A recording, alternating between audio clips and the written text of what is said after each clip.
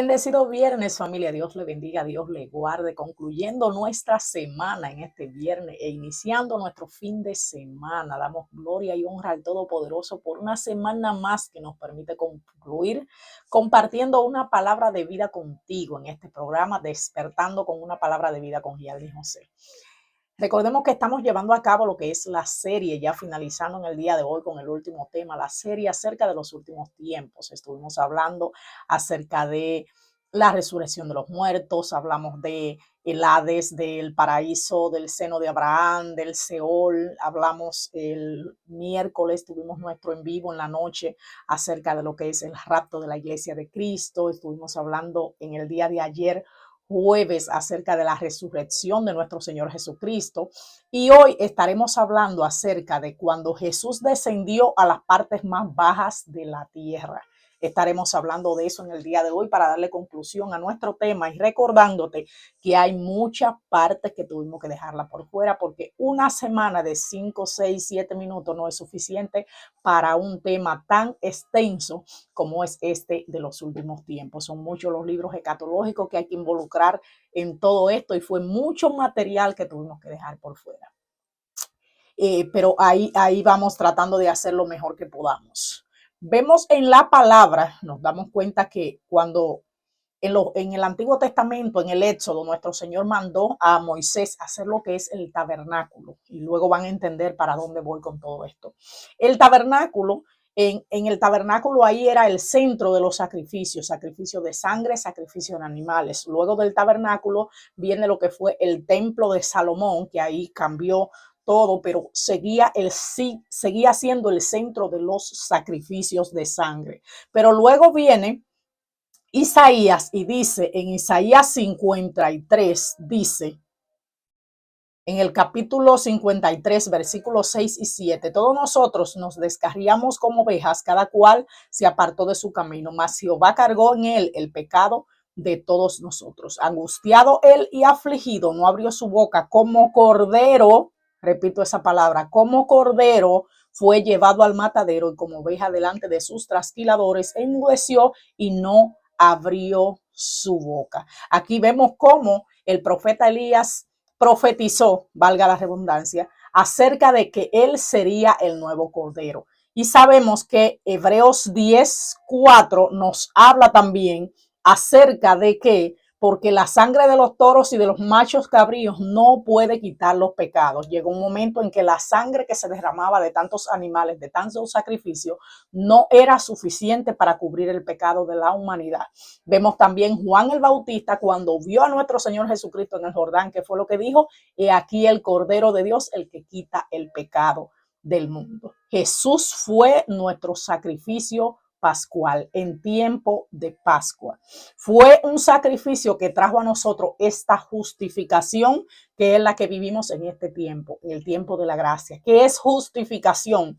Es el proceso mediante el cual nosotros somos aceptos ante el Padre, ante nuestro Creador, por medio del sacrificio y la fe en nuestro Señor Jesucristo. Nuestro Señor Jesucristo murió en la cruz por ti y por mí. Entonces, ese sacrificio fue el sacrificio de sangre más hermoso que podemos tener. Vemos que en Efesios 4, 8 y 9 dice, por lo cual dice, subiendo a lo alto, llevó cautiva la cautividad y dio dones a los hombres. Y eso de que subió es que, sino que también había descendido primero a las partes más bajas de la tierra, había descendido primero a las partes más bajas de la tierra. Recordemos que anteriormente estuvimos hablando acerca de qué había en las partes más bajas de la tierra. Recordemos que cuando hablamos de lo que fue el seno de Abraham, el Seol, el Hades, el paraíso, que hicimos todas esas diferencias, hablamos de que en las profundidades de la tierra se encontraba lo que era ese lugar donde iban todos los muertos, lo que se llamaba Seol, que era una separación donde estaba el Seol y el Hades, y donde estaba el paraíso o el seno de Abraham. En el paraíso, seno de Abraham, iban los santos, y en el Hades o el Seol iban los que no obedecían la ley de Moisés, los que no obedecían al Dios Todopoderoso y lo reconocían como su Dios. Entonces, eso lo podemos ver en la parábola de en la historia, perdón, en la historia de Lucas 16 acerca del rico y Lázaro y estuvimos explicando eso.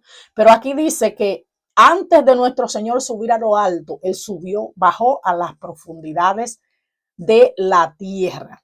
Recordemos que muchas personas se hacen esa pregunta de por qué descendió a las profundidades de la tierra. Recordemos que los santos estaban allá abajo.